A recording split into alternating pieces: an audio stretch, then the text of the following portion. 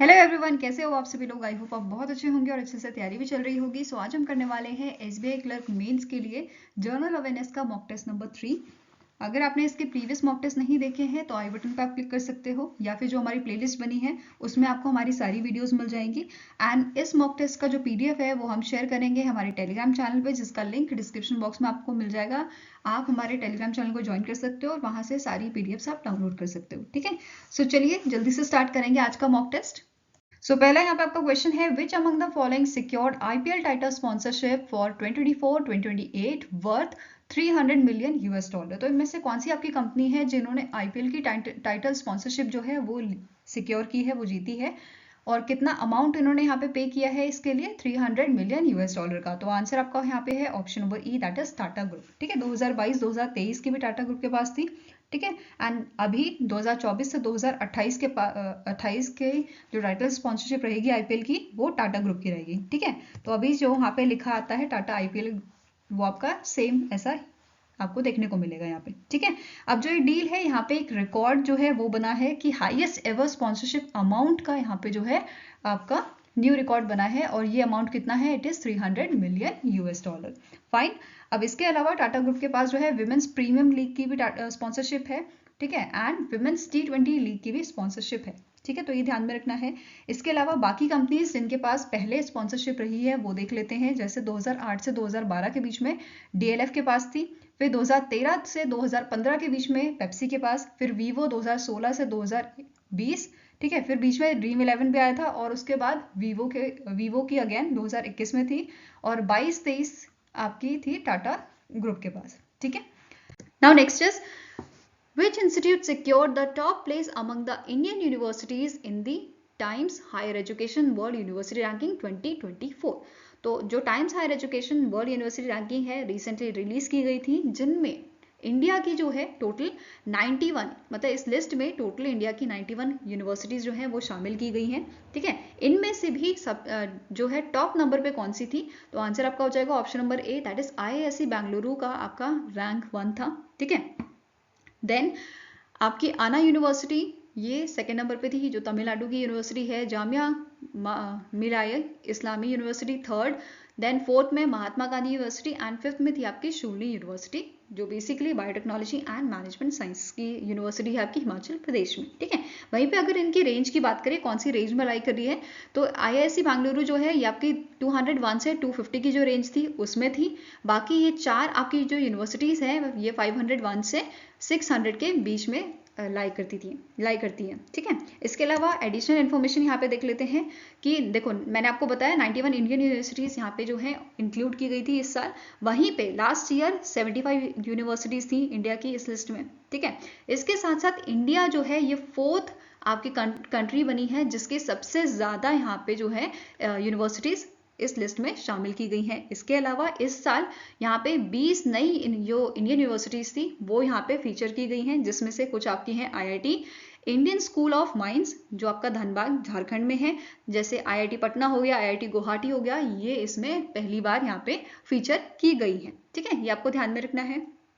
इसके अलावा अगर इंटरनेशनल यूनिवर्सिटी की बात करें तो पहले नंबर पे आपके थे University of Oxford UK, Stanford University, then MIT United States की, फिर Harvard University of United States, then University of Cambridge UK। ठीक है, ये आपको ध्यान में रखना है। टॉप 5 कौन सी आपकी यूनिवर्सिटीज़ थी, ये पांचों थी। ठीक है, इसके अलावा और इन्फॉर्मेशन यहाँ पे देख लेते हैं, जैसे it was the 20th addition, 2024 का आपका 20 एडिशन था। ठीक है, जहाँ पे 108 कंट्रीज एंड रीजन को शामिल किया गया था, और इनमें से 1904 यूनिवर्सिटीज़ इस लिस्ट में शामिल की गई थी। ठीक है, अब इसके अलावा यहाँ पे नोट करना है, जो यूनिवर्सिटी ऑफ ऑक्सफोर्ड है ये लास्ट 8 सालों से टॉप नंबर पे बनी हुई है अभी तक। ठीक है, एंड जैसे कि मैंने आपको ये बताया था कि इंडियन यूनिवर्सिटीज़, या बोल सकते हो इंडिया जो है वो फोर्थ मोस्ट ऐसी कंट्री है जिसकी सबसे ज़्यादा यहाँ पे इस लिस्ट में यूनिवर्सिटीज़ थी। ऐसे ही जो यूनाइटेड स्टेट्स ऑफ अमेरिका है, जो USA है, इसकी सबसे ज़्यादा,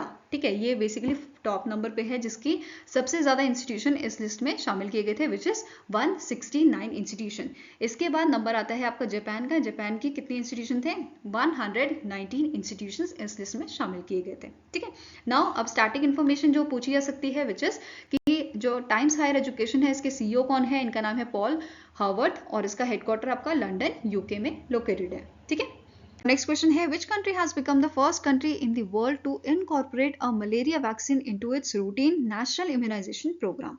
तो आंसर यहाँ पे आपका हो जाएगा जो कैमरून है ये पहली कंट्री बनी है जिसने इनकॉर्पोरेट किया है मलेरिया वैक्सीन को इसकी रूटीन नेशनल इम्यूनाइजेशन प्रोग्राम में। ठीक है, अब ये यहाँ पे कौन सी वैक्सीन यूज कर रहे हैं, तो मलेरिया की 2 WHO ने वैक्सीन जो है वो रिकमेंड की है। एक तो आपकी है RTS-AS01 और दूसरी है इट इज R21। ठीक है, R21 और इसका नाम क्या है R21 और मैट्रिक्स MTM। ठीक है, ये दोनों जो है WHO ने वैक्सीन रिकमेंडेशन की है मलेरिया के लिए। ठीक है, जिसमें से RTS-AS01 को जो है ये यूज कर रहे हैं। ठीक है, किस चीज के लिए, for reducing the malaria in a young children. ठीक है, अब ये यहाँ पे वैक्सीन जो है वो फ्री ऑफ कॉस्ट प्रोवाइड की जाएगी into the infants up to a 6 month old. ठीक है, जो 6 महीने तक के बच्चे हैं उनको फ्री ऑफ कॉस्ट यहाँ पे जो है वैक्सीन दी जाएगी एंड यहाँ पे टोटल इसके 4 डोजेस प्रोवाइड किए जाएंगे। Fine, now Republic of Cameroon की बात करें तो इसके प्रेसिडेंट है पॉल बिया, कैपिटल इसकी है याओउंडे। ठीक है, करेंसी क्या है, it is central African CFA Frank. Fine, now next is name the company that has launched India's first indigenous generative AI large language model called Bharat GPT। तो यहाँ पे इनमें से कौन सी आपकी कंपनी है जिसने भारत GPT को आपका लॉन्च किया है recently in month of January. तो आंसर हो जाएगा option number E, that is it is CoRover.ai। किसने लॉन्च किया है, CoRover.ai। नाउ नेक्स्ट यहाँ पे बात करते हैं की पॉइंट्स की। तो जो भारत GPT है ये बेसिकली इंटीग्रेशन है वॉइस मॉडलिटी और टेक्स्ट मॉडलिटी का। अब यहाँ पे वॉइस मॉडलिटी आपको प्रोवाइड की गई है मोर देन 14 इंडियन लैंग्वेजेस में, वहीं पे टेक्स्ट मॉडलिटी की बात करें तो ये 22 लैंग्वेज में प्रोवाइड की गई है in partnership with Bhashini which is भाषा इंटरफेस फॉर इंडिया। ठीक है, ये पॉइंट क्लियर है। नाउ CoRover ने जो है गूगल के साथ भी पार्टनरशिप की है for hosting the Bharat GPT on Google Cloud Platform to ensure data sovereignty, privacy and security. ठीक है, अब यहाँ पे जो CoRover है इन्होंने इनेबल किया है ऑर्गेनाइजेशन को to use Google AI services. ठीक है, मतलब ऑर्गेनाइजेशन इस सर्विसेज को यूज करें, इसलिए इन्होंने कन्वर्सेशनल AI प्लेटफॉर्म जो है आपका इसके साथ इंटीग्रेशन किया है जिसका नाम है वर्टेक्स AI। फाइन, अब बात करते हैं CoRover की। CoRover जो है ये बेंगलुरु बेस्ड आपके AI प्लेटफॉर्म है, या आप बोल सकते हो बेंगलुरु बेस्ड कंपनी है जो वर्ल्ड की फर्स्ट और highest return on investment delivering human centric conversation and generative AI platform है। ठीक है, ये ध्यान में रखना है। इसके अलावा यहाँ पे CoRover ने क्या बोला है कि भारत GPT यूज करके जो डेवलपर्स हैं, जो बिजनेस हैं, वो कुछ सेकंड्स में ही क्रिएट कर सकते हैं text and voice enable multilingual virtual assistants को। ठीक है, नेक्स्ट क्वेश्चन है in January 2024 the Droupadi Murmu President of India has approved the conferment of 132 Padma awards for 2024 out of which dash foreigners will be honoured with Padma awards. ठीक है, तो total यहाँ पे foreigners या NRI जिनको ये अवार्ड दिए जाएंगे वो है आपके 8। ठीक है, कौन कौन से हैं यहाँ पे लिस्ट देख लेते हैं। जैसे योंगली जो आपके ताइवान के रहने वाले हैं, इन्हें पद्म भूषण दिया जाएगा एंड ये आपके सिर्फ एक कैंडिडेट हैं जिन्हें पद्म भूषण दिया जाएगा, बाकी कैंडिडेट्स को पद्मश्री दिया जाएगा। ठीक है, नेक्स्ट आपके कैंडिडेट हैं रिजवाना चौधरी बनिया, ये बिलोंग करते हैं आपके बांग्लादेश से। Then Ravi Prakash Singh Mexico, then Sasindar Muthuvel of Papua New Guinea. ठीक है, श्री किरण व्यास from France, then Perry Selvin Philozet of France, then Fred Negrit of France again, and Carliot Chopin of the France। तो यहाँ पे फ्रांस के 4 अवार्ड यहाँ पे दिए जाएंगे फ्रांस के लोगों को। ठीक है, एंड बाकी आपके Taiwan, Bangladesh, Mexico and Papua New Guinea से आपके कैंडिडेट सेलेक्ट किए गए हैं। ठीक है, इसके अलावा यहाँ पे अगर हम बात करें अवार्ड्स की, ठीक है, पद्म विभूषण अवार्ड यहाँ पे 5 लोगों को दिया जाएगा which is Vyjayanthi mala Bali from Tamil Nadu, then Konidela Chiranjeevi from Andhra Pradesh, then Shri M Venkaiah Naidu from Andhra Pradesh, फिर आपका विदेश्वर पाठक पोस्टमसली इनको ये अवार्ड दिया जाएगा फॉर द सोशल वर्क। ठीक है, एंड ये बिलोंग करते हैं बिहार से।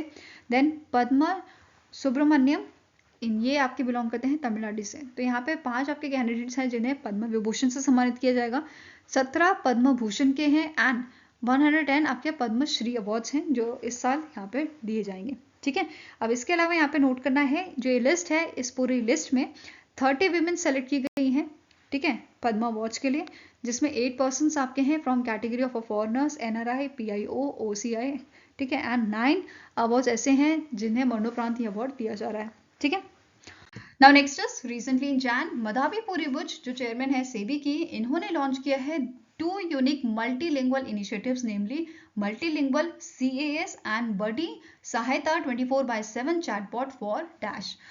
तो इनमें से कौन सी ऑर्गेनाइजेशन है या ऑर्गेनाइजेशंस हैं जिनके लिए ये लॉन्च किया गया है? ठीक है, ये इनिशिएटिव्स लॉन्च किए गए हैं, तो आंसर आपका हो जाएगा, ये लॉन्च किया गया है CDSL के लिए, सेंट्रल सिक्योरिटीज डिपॉजिटरीज लिमिटेड के लिए ये लॉन्च किया गया था। ठीक है, ऑन इट्स 25th एनिवर्सरी। ठीक है, जो CDSL की 25th एनिवर्सरी मनाई गई थी 20th जैन को, वहां पे इसे लॉन्च किया गया था इन 2 इनिशिएटिव को। ठीक है, अब यहाँ पे नोट करना है जो CDSL है, it also release a report जिसका नाम है reimagine digital trust in capital markets during this 25th जो एनिवर्सरी का इवेंट था वहां पे इसे लॉन्च किया गया था, and the report was prepared by the CDSL in collaboration with the knowledge partner of KPMG।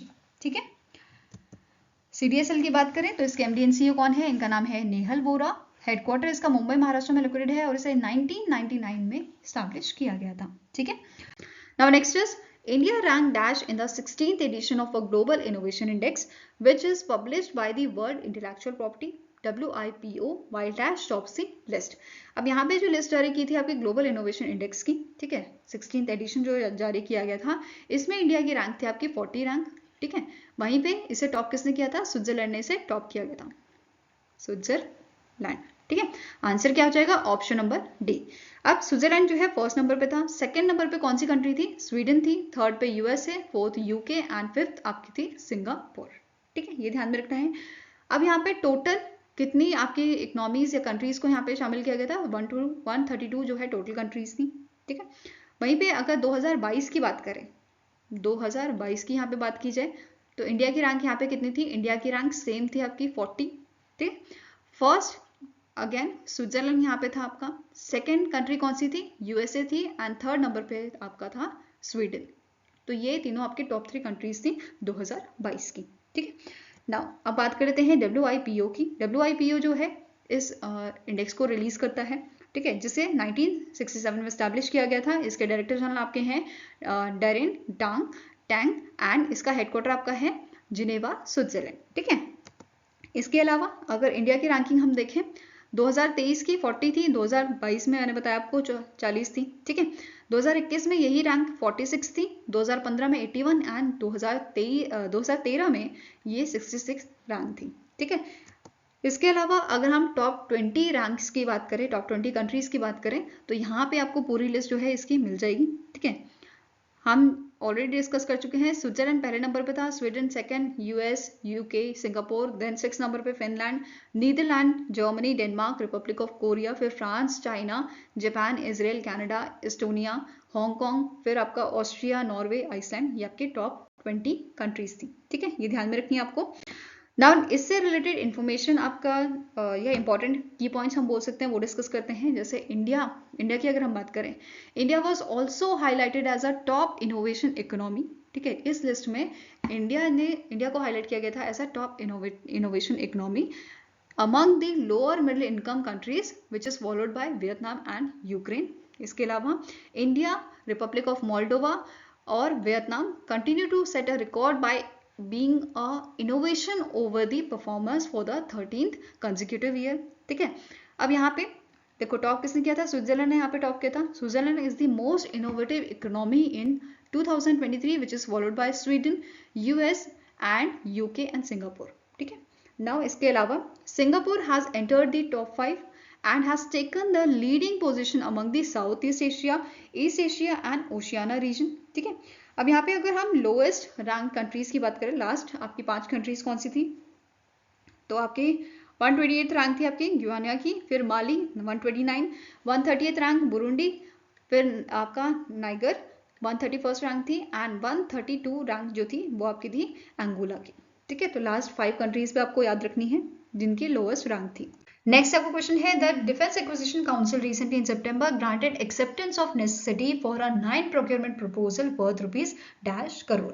तो रिसेंटली यहाँ पे जो डिफेंस एक्विजिशन काउंसिल है, इन्होंने एक्सेप्टेंस ऑफ नेसेसिटी, या बोल सकते हो यहाँ पे जो प्रपोजल इन्होंने दिए थे प्रोक्योरमेंट प्रपोजल, उनको यहाँ पे इन्होंने एक्सेप्ट कर लिया है और उसको जो है अनुमति दे दी है। ठीक है, तो आंसर यहाँ पे आपका क्या हो जाएगा, ऑप्शन नंबर डी। ये जो प्रोजेक्ट्स हैं ये आपके 45,000 करोड़ के प्रोजेक्ट्स हैं, 9 प्रोजेक्ट्स जो आपका इंडियन नेवी, इंडियन आर्मी और इंडियन एयरफोर्स के प्रोक्योरमेंट प्रोजेक्ट्स हैं। ठीक है, इसके अलावा यहाँ पे आपको नोट करना है कि जो प्रोक्योरमेंट्स हैं ये आपके सोर्स किए जाएंगे इंडियन वेंडर से। ठीक है, ताकि जो हमारा आत्मनिर्भर भारत है, वो जो इनिशिएटिव है उसके तहत यहाँ पे काम किया जा सके।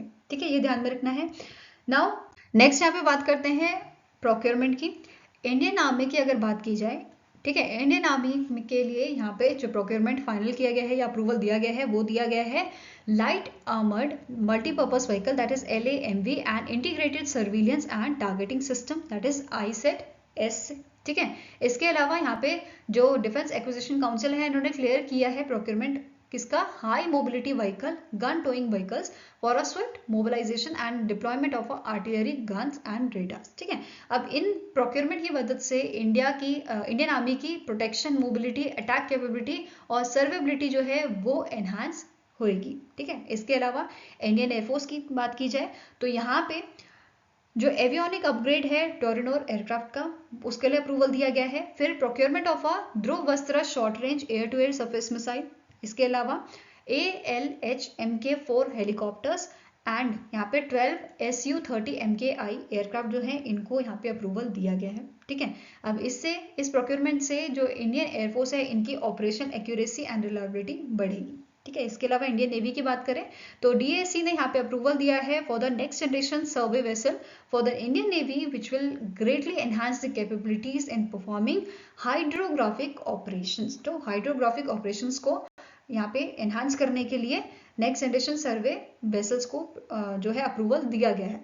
ठीक है, सो नेक्स्ट क्वेश्चन पे चलते हैं। नेक्स्ट क्वेश्चन क्या है, the dash becomes first Indian women hockey player to have a stadium named after her. So इनमें से कौन सी ऐसी हॉकी प्लेयर हैं जो जिनके नाम पे स्टेडियम का नाम रखा गया है या रीनेमिंग उसको किया गया है। तो आंसर यहाँ पे हो जाएगा आपका ऑप्शन नंबर सी, रानी रामपाल, जो फॉर्मर कैप्टन रही है आपकी हॉकी टीम की। ठीक है, इंडियन हॉकी टीम की। अब कौन से यहाँ पे जो आपका स्टेडियम है उसका नाम चेंज किया जा रहा है, तो मॉडर्न कोच फैक्ट्री जो आपका स्टेडियम है कहाँ, रायबरेली यूपी में, इसका नाम अब रीनेम करके क्या रखा गया है, रानी गर्ल्स हॉकी ट्रूफ। ठीक है, ये चीज याद रखनी है। साथ में ही अगर हम बात करें इनके जो अवार्ड्स की, ठीक है, तो ये पहली विमेन थी हॉकी प्लेयर जिन्हें जो है राजीव गांधी खेल रत्न अवार्ड दिया गया था 2020 में, और 2020 में ही इन्हें पद्मश्री अवार्ड भी दिया गया था। अब जो राजीव गांधी आपका खेल रत्न अवार्ड है इसका नाम क्या कर दिया गया है, मेजर ध्यानचंद खेल रत्न अवार्ड। ठीक है, नेक्स्ट क्वेश्चन है, which of the following organization has launched or 2 resources designed to strengthen suicide prevention effort। तो आप सभी को पता है सुसाइड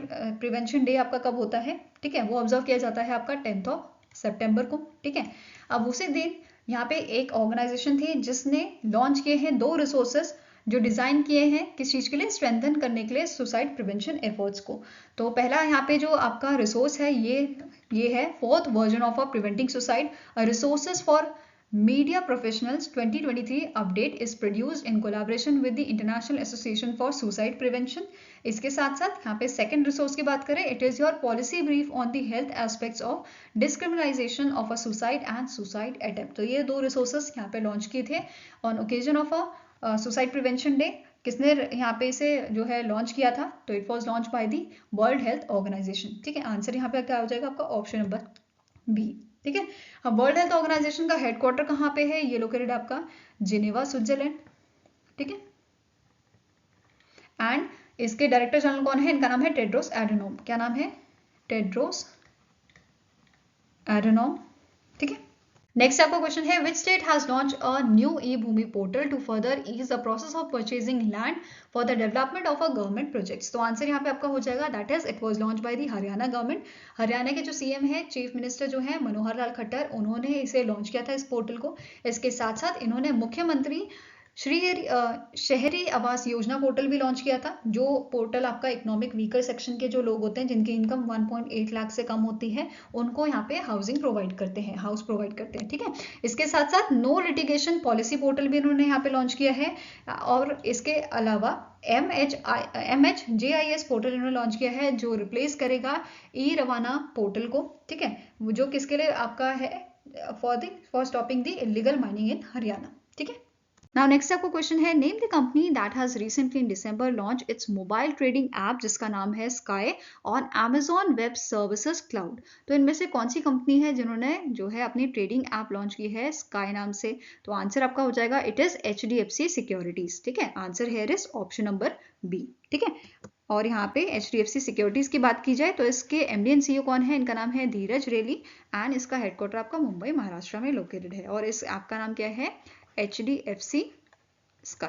ठीक है, now next आपको क्वेश्चन है, the Indian Railways to install AI based surveillance system named dash to reduce elephant deaths on a railway track. तो इंडियन रेलवेज क्या कर रहे हैं? इंडियन रेलवेज इंस्टॉल करने वाले हैं artificial intelligence based surveillance system, जिससे जो एलिफेंट होते हैं उनके साथ कोलिजन ना हो और उनकी डेथ ना हो। ठीक है, तो इस चीज के लिए यहाँ पे सिस्टम इंस्टॉल किया जा रहा है। अब इसका नाम क्या रखा है? इसका नाम रखा है गजराज। ठीक है, आप सभी को पता है एलिफेंट को हम गजराज बोलते हैं। ठीक है, तो एलिफेंट्स के लिए सिस्टम बनाया जा रहा है गजराज सिस्टम। ठीक है, ये चीज क्लियर हुई। अब यहाँ पे आपको नोट करना है कि 700 किलोमीटर्स रेलवे नेटवर्क यहाँ पे जो है बेसिकली इस सिस्टम को इंस्टॉल किया जाएगा आपके 700 किलोमीटर रेलवे नेटवर्क पे, जो आपका असम, वेस्ट बंगाल, उड़ीसा, केरला, झारखंड, छत्तीसगढ़ और तमिलनाडु में कवर होएगा। ठीक है, इन स्टेट्स से होता हुआ ये आपका रहेगा, जहाँ पे मैक्सिमम नंबर ऑफ ऐसे कोलिजन देखने को मिले हैं। ठीक है, अब इस सिस्टम को सेटअप करने के लिए आपका लगभग 181 करोड़ तक का यहाँ पे खर्च आने वाला है। ठीक है, ये आपको ध्यान में रखना है। आप इससे पहले, या आप बोल सकते हो सबसे पहले, तमिलनाडु जो स्टेट है, तमिलनाडु की जो फॉरेस्ट डिपार्टमेंट है, इन्होंने यहाँ पे AI बेस्ड इसी टाइप का छोटे लेवल पे जो सिस्टम है एलिफेंट्स के एक्सीडेंट्स को प्रिवेंट करने के लिए, वो यहाँ पे यूज़ किया था 2022 में। ठीक है, उसके बाद 2023 में जो है यहाँ पे एक सिस्टम भी इंस्टॉल किया गया था 11 एलिफेंट्स रूट्स पे, जो नॉर्थ ईस्ट के हैं, जैसे 5 इन अलीपुरद्वार वेस्ट बंगाल एंड 6 इन लुमडिंग असम। तो यहाँ पे इन रूट्स पे ये ऑलरेडी एक बार लगा के देखा जा चुका है। अब इसे जो है अच्छे लेवल पे या बड़े लेवल पे इसको इंस्टॉल किया जाएगा। ठीक है, नेक्स्ट आपका क्वेश्चन है, the which of the following statement is correct with respect to the new norms issued by the RBI to regulate payment aggregator cross border in a cross border payments. तो पहला यहाँ पे statement क्या है? RBI has decided to include all entities facilitating cross border payment transaction for the import and export of goods and services under the direct regulation of the RBI। Next statement है, all non-banks which provided payment aggregator cross-border services must apply for authorization from the RBI by the 30th April 2024 and they must have minimum net worth of rupees 15 crore during the application to the RBI. Next statement is, the non-banks also need to increase the net worth of rupees 25 crore by the 31st March 2026. ठीक है, D statement है, non compliant non bank payment aggregator must cease operation by 31 July 2024 if unable to meet the requirement और application और apply for the authorisation. ठीक है, इसके अलावा last statement है ऑल ऑफ द अबव। ठीक है, तो answer here is option number E, कि सारे स्टेटमेंट आपके करेक्ट हैं। ठीक है, now next other key points यहाँ पे डिस्कस करते हैं इन नॉर्म से रिलेटेड, जैसे all non bank payment aggregator cross border should register with the Financial Intelligence Unit India as a prerequisite for seeking authorization from the RBI. ठीक है, next is existing payment aggregators require explicit approval from the RBI for the cross border payments. ठीक है, now next is import only payment aggregators must maintain import collection account with the AD category 1 scheduled commercial bank for exports exceeding 2,50,000 due diligence of a buyer is necessary. Next is export only payment aggregators must maintain export collection account. जैसे import वालों को import collection account maintain करना जरूरी है, वैसे ही export वालों को export collection account जो है maintain करना जरूरी है in Indian rupees or in a foreign currency with a scheduled commercial bank. Separate export collection account needed for each non Indian currency, ठीक है। इसके अलावा रिसेंटली आरबीआई ने जो है मॉनेटरी पेनल्टी जो है लगाई है डिफरेंट बैंक्स और एनबीएफसीज में। कौन कौन से ये बैंक हैं और एनबीएफसीज हैं देखते हैं। जैसे पीएनबी बैंक पे 72 लाख की पेनल्टी लगी है, फिर 30 लाख पेनल्टी फेडरल बैंक पे लगाई गई है, ठीक है। देन 13.38 लाख पेनल्टी यहाँ पे जो है लगाई गई है कोसामतम फाइनेंस लिमिटेड पे, and Mercedes Benz financial services पे 10 लाख की पेनल्टी है, एंड 2.50 करोड़ की पेनल्टी यहाँ पे लार्सन एंड टर्बो फाइनेंस पे लगाई गई है, ठीक है, एल&टी फाइनेंस पे। Fine. Now next is Dash has become the India's 84th Grandmaster during the 4th edition of a low-bid open chess tournament held in Barcelona Spain. तो answer यहाँ पे आपका हो जाएगा 84th ग्रैंड मास्टर यहाँ पे बनी है वैशाली रमेश बाबू, जो तमिलनाडु की आपके प्लेयर हैं, ठीक है, चेस प्लेयर। और ये जो है इंडिया के 3rd फीमेल ग्रैंड मास्टर बनी है, ठीक है। इनसे पहले 2002 में कोनेरू हम्पी एंड हारिका द्रोनावाली जो 2011 में ग्रैंड मास्टर बनी थी, ठीक है। इसी के साथ साथ आपको यहाँ पे नोट करना है जो वैशाली है, वैशाली आपके प्रज्ञनंदा जो हमारे ऑलरेडी ग्रैंड मास्टर हैं उनकी सिस्टर हैं, और ये वर्ल्ड का पहला सिस्टर ब्रदर पेयर बना है ग्रैंड मास्टर का, तो ये ध्यान में रखना है। यहाँ पे आप इमेज भी देख सकते हो इनकी, ठीक है। इसके अलावा यहाँ पे 2023 में और आपके कितने ग्रैंड मास्टर बने हैं, ठीक है, इनका नाम देख लेते हैं। जैसे कौस्तुभ चैटर्जी वेस्ट बंगाल से, Pranesh M from Tamil Nadu, Vignesh NR from Tamil Nadu, then आपके Sayantan Das from West Bengal, Vipula Praneeth Telangana, Aditya Samant from Maharashtra, and 84th grand master हैं वैशाली रमेश बाबू फ्रॉम तमिलनाडु, ठीक है। Now next is the world's first portable hospital, the Arogya Maitri 8 Cube was recently in December unveiled in Dash। तो सबसे पहला, ठीक है, world का पहला पोर्टेबल हॉस्पिटल जिसे आप कहीं भी जो है ले जा सकते हो, एयरलिफ्ट कर सकते हो, और उसे आप अटैच करके प्रॉपर एक क्यूब बना सकते हो जहाँ पे जो है आपके जैसे छोटी जो इंजरीज होंगी उनको यहाँ पे केटर किया जा सकेगा, ठीक है। अब इसे जो है आपका अनवील कहाँ पे किया गया था, इसे गुरुग्राम हरियाणा में अनवील किया गया था, ठीक है।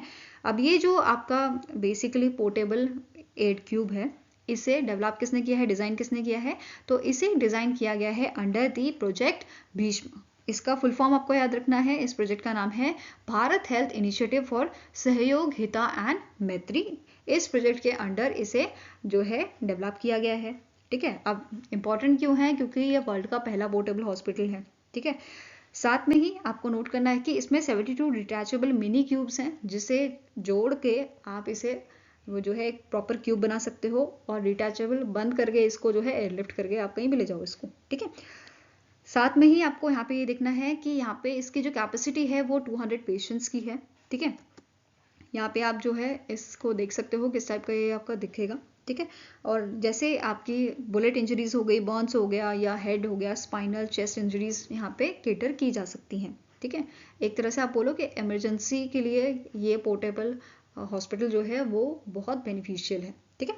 अब कहीं पे ऐसा होता है जैसे फ्लड आया है, वहाँ पे बहुत मुश्किल होता है, आपको जो है सामान वहाँ पे नहीं मिलेगा, ठीक है।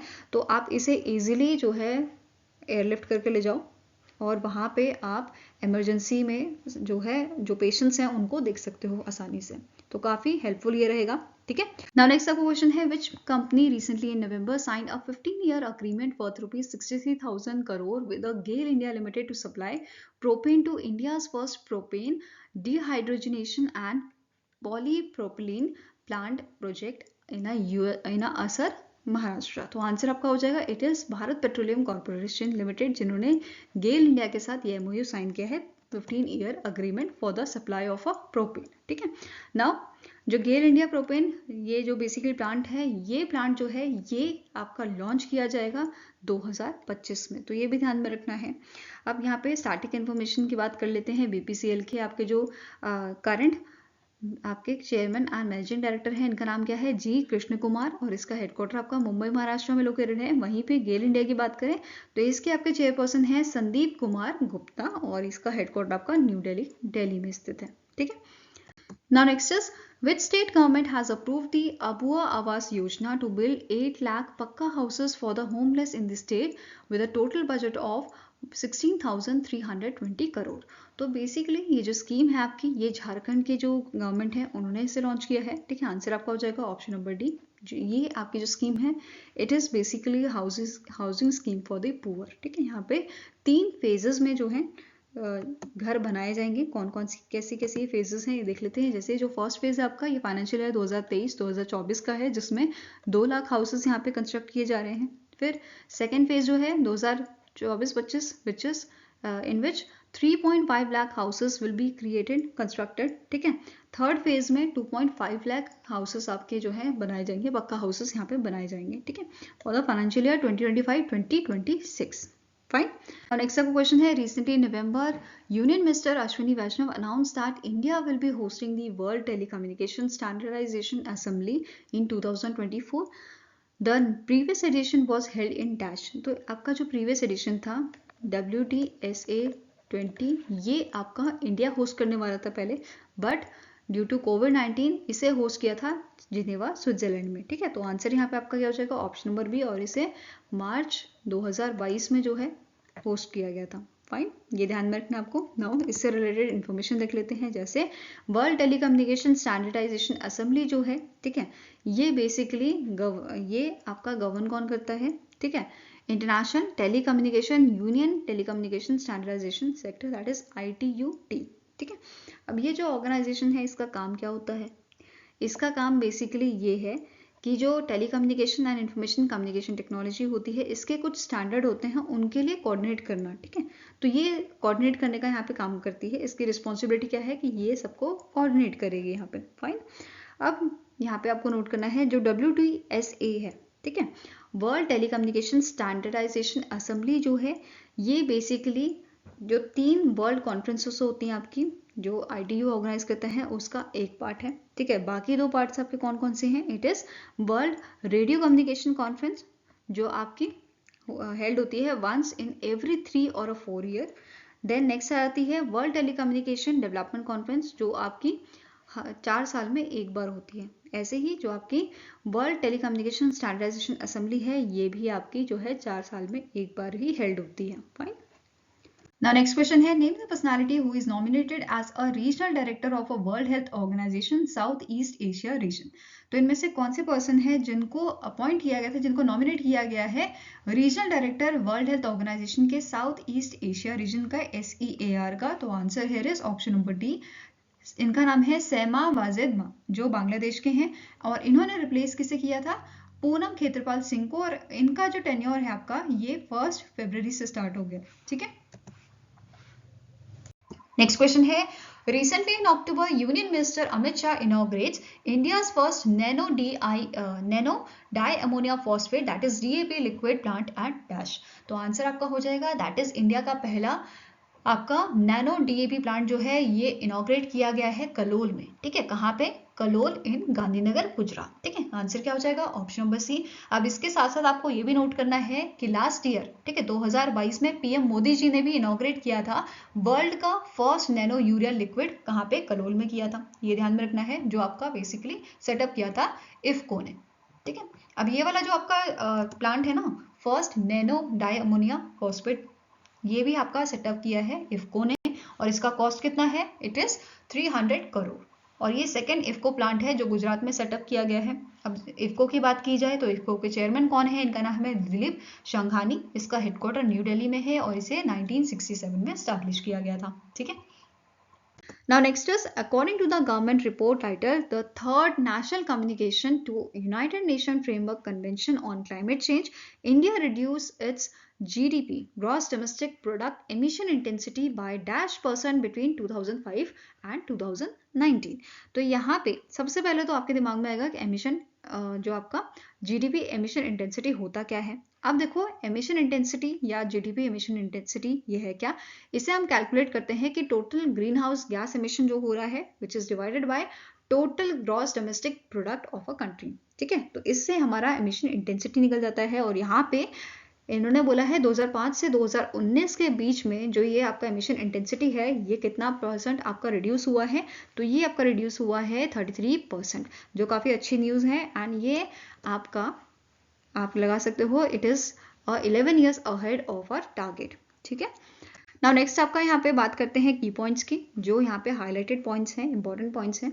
ठीक है, पहला यहाँ पे स्टेटमेंट क्या कह रहा है, India's average rate of emission reduction increased from 1.5% annually. तो 2014 से 2016 के बीच में इंडिया का एमिशन रिडक्शन जो है वो 1.5% जो है वो इंक्रीज हुआ था एनुअली। ठीक है, फिर ये 2016 से 2019 के बीच में 3% एनुअली हो गया, मतलब काफी अच्छा यहाँ पे ग्रोथ किया है हमने। ठीक है, इसके अलावा नेक्स्ट पॉइंट आपका क्या कह रहा है, India created additional carbon sink of 1.97 million tons. तो कार्बन सिंक क्या होता है, बेसिकली जितना कार्बन डाइऑक्साइड हम जो है प्रोड्यूस कर रहे हैं उससे ज्यादा हम उसे एब्जॉर्ब कर पा रहे हैं। ठीक है, तो ये आपका कार्बन सिंक होता है। ठीक है, नाउ नेक्स्ट इज कि इंडिया जो है, India is on a track to reach its commitment as a part of a UNFCCC to reduce emission by 45% by the 2030। तो जो हमारा टारगेट है, जो हमारी कमिटमेंट है कि हम ऐसा करेंगे, ये हम अभी तक जो है सही रास्ते पे चल रहे हैं। ठीक है, मतलब कि अगर ऐसा ही चलता रहा तो हम जो है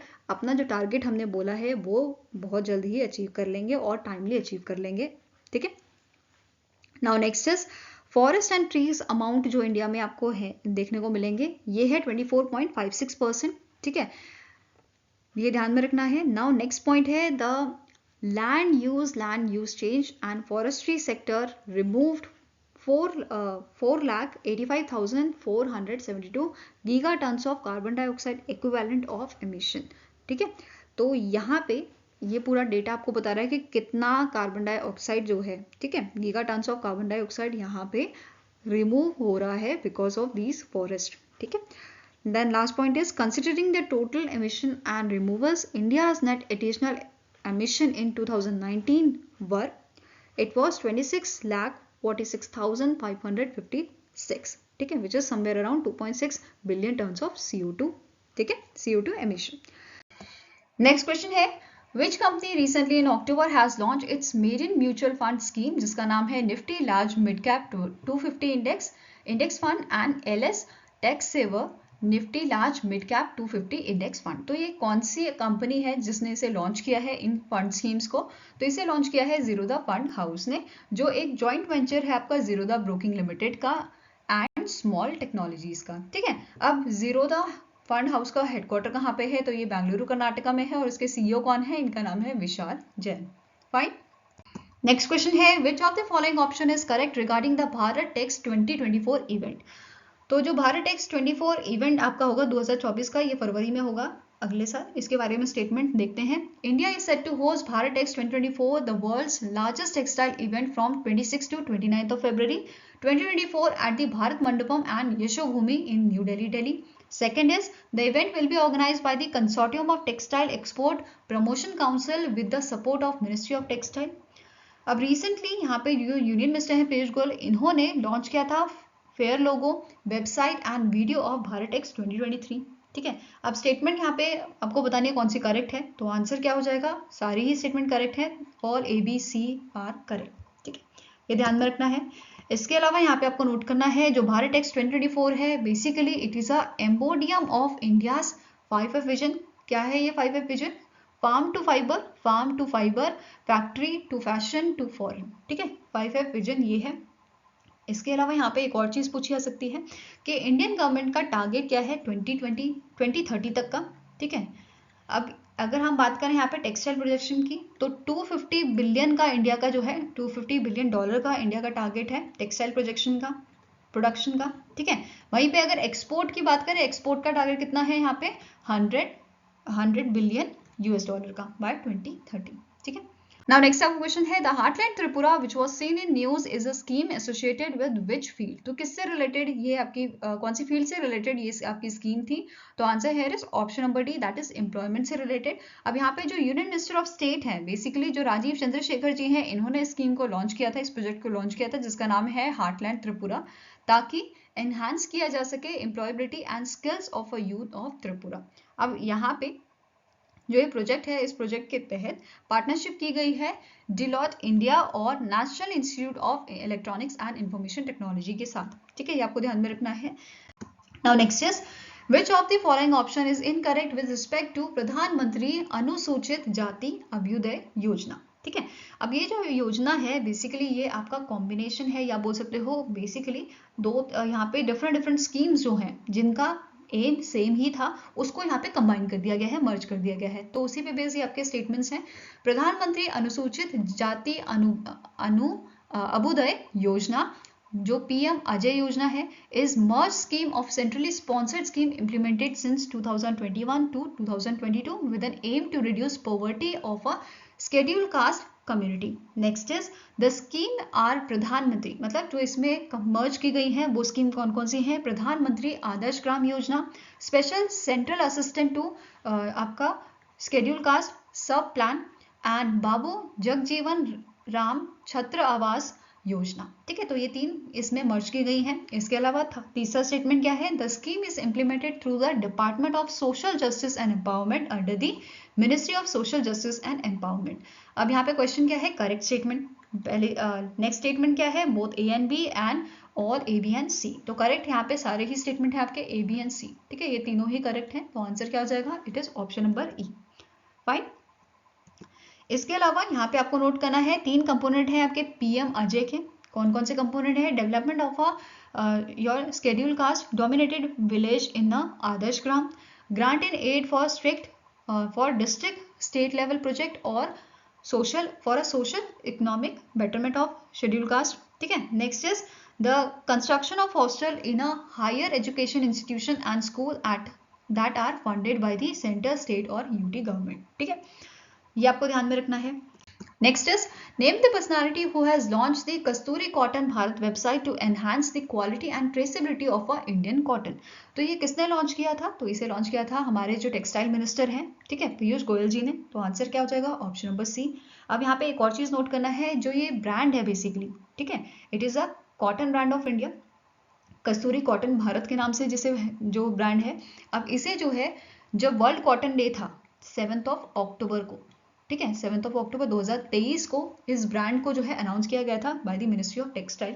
ठीक है, इसके अलावा यहाँ पे हमें नोट करना है जो ये कॉटन कस्तूरी कॉटन भारत है, ये जॉइंट इनिशिएटिव किसका है? मिनिस्ट्री ऑफ टेक्सटाइल का along with the cotton corporation of India CCI and trade bodies and industries का। अब यहाँ पे एमडी एंड सीईओ आपके कॉटन कॉर्पोरेशन ऑफ इंडिया के पूछे जा सकते हैं। इनका नाम क्या है? इनका नाम है ललित कुमार गुप्ता। ठीक है, नेक्स्ट आपका क्वेश्चन है the RBI has appointed which private bank to act as a authorised bank for pension disbursement for a civil pensioners on behalf of the Central Pension Accounting Office. तो आरबीआई ने recently कौन से bank को यहाँ पे appoint किया है इस काम के लिए? तो आंसर आपका हो जाएगा option number A, that is बंधन बैंक, जो आपका कोलकाता बेस्ड बैंक है। ठीक है, एंड इसके एमडी एंड सीईओ कौन है? इनका नाम है चंद्रशेखर घोष और इसकी टैगलाइन आपकी इंपॉर्टेंट है, विच इज आपका भला सबकी भलाई। ठीक है, एंड बंधन बैंक के एम्बेसडर कौन है? Please let me know in the comment section. ठीक है, now next question है as per the International Migration Outlook 2023 published by the Organization for Economic Cooperation and Development, that is OECD, India has retained its position as a top country of origin for new migrants to the member countries of OECD in 2021 for the dash consecutive year। तो India जो है इस position पे बना रहा था, पहली position पे सेकंड कंसेक्यूटिव ईयर। तो आंसर क्या हो जाएगा? ऑप्शन नंबर ए। अब जो ये रिपोर्ट थी आपकी OECD की, ये जो है 47th रिपोर्ट थी, जिसमें और क्या मेंशन किया गया था? दैट इज कि इंडिया जो है पहले नंबर पे था, जिसमें सबसे ज्यादा माइग्रेंट यहाँ से निकल के दूसरी कंट्रीज में जो OECD मेंबर्स कंट्री है वहां पे जा रहे हैं। ठीक है, सेकेंड कंट्री आपकी आ जाती है चाइना, थर्ड पे आपका रहा है रोमेनिया, फोर्थ पे यूक्रेन एंड फिफ्थ पे रहा है आपका जर्मनी। ठीक है, इसके अलावा यहाँ पे और क्या हाईलाइट्स थे? जैसे अगर इंडिया की बात करें तो इंडिया के आपके लगभग 4 लाख से ज्यादा पीपल जो हैं वो माइग्रेट कर रहे हैं। इसमें जो है स्टूडेंट्स मेंशन नहीं किए हैं कि इनको छोड़ के बाकी इतने पीपल हैं जो इन्होंने माइग्रेट किया है इंडिया से OECD कंट्रीज में 2021 के डेटा के हिसाब से, जो आपका लगभग 7.5% था टोटल माइग्रेशन फ्लो का। तो सबसे ज्यादा इंडिया से ये लोग माइग्रेट कर रहे हैं। ठीक है, अगर यहीं पे इसे 2020 से कंपेयर किया जाए तो ये लगभग 86% का ये डेटा यहाँ पे हमें मिला है इसका। ठीक है, इसके अलावा 2021 में अप्रॉक्सीमेटली 1.3 लाख इंडियंस ऐसे हैं जिन्होंने सिटीजनशिप एक्वायर कर ली है OECD मेंबर्स की। ठीक है, और अगर यहाँ पे हम बात करें कि सबसे ज्यादा सिटीजनशिप जो है कौन सा देश प्रोवाइड कर रहा है, तो पहले नंबर पे आपका आ जाता है कनाडा। ठीक है, कनाडा सबसे ज्यादा ऑफर करता है सिटीजन, उसके बाद सेकंड नंबर पे USA आ जाता है आपका। ठीक है, अब यहीं पे ये डेटा आपका 2019 का 1.5 लाख था, तो इस बार उससे कम देखने को यहाँ पे मिला है सिटीजनशिप जिन्होंने एक्वायर की है। ठीक है, इसके अलावा चाइना, इंडिया और वियतनाम, ये 3 ऐसी कंट्री हैं जो लीडिंग कंट्रीज बनी है of the origin of international student in a OECD countries. तो बेसिकली इन 3 कंट्रीज से सबसे ज्यादा स्टूडेंट जो है वो दूसरे देशों में जा रहे हैं फॉर द एजुकेशन पर्पज। ठीक है, इंटरनेशनल एजुकेशन के लिए बेसिकली। ठीक है, अब नाउ आपका जो फोर्थ पॉइंट है ये क्या कह रहा है, कनाडा जो है, Canada remain the top destination followed by Latvia, Australia, Germany, New Zealand and UK and USA for a Indian student pursuing education in OECD countries. तो सबसे ज्यादा जो माइग्रेशन हो रहा है पढ़ाई के लिए वो कनाडा में ज्यादा लोग जा रहे हैं, ज्यादा बच्चे जा रहे हैं। ठीक है, फिर आपका ऑस्ट्रेलिया भी आ जाता है, जर्मनी, फिर यूके, यूएसए। तो ये कंट्रीज आपके टॉप की हैं जहाँ पे सबसे ज़्यादा लोग जो है, जो बच्चे हैं या स्टूडेंट हैं, वो अपनी फर्दर पढ़ाई के लिए जा रहे हैं। ठीक है, नाउ अब स्टैटिक क्वेश्चन की बात कर लेते हैं। OECD के सेक्रेटरी जनरल आपको पूछे जा सकते हैं जिनका नाम है मैथियास कॉर्मन। ठीक है, एंड हेडक्वार्टर्स का कहाँ पे है, it is in the Paris, France. ठीक है, now next up question है, which of the following option is correct with respect to the jointly inaugurated development projects in the power and rail sector by the PM Narendra Modi ji and Bangladesh PM Sheikh Hasina जी। तो पहला आपका statement यहाँ पे क्या कह रहा है, PM Narendra Modi ji and PM Sheikh Hasina ji ने वर्चुअली इनॉग्रेट किया था Akhaura Agartala rail line starting from the Tripura's Nischintapur and Ganga Sagar in the Bangladesh, which will connect Agartala and Akhaura जो बांग्लादेश में आपका। ठीक है, ये अगरतला से अखुरा को कनेक्ट करेगा। अब इस जो ये रेल लाइन है आपकी, इससे क्या मदद मिलेगी, जो रास्ता 31 आवर्स का होता था, बेसिकली जो ट्रैवल टाइम लगता था 31 आवर्स का, अब वो कम होके 10 आवर्स तक हो जाएगा।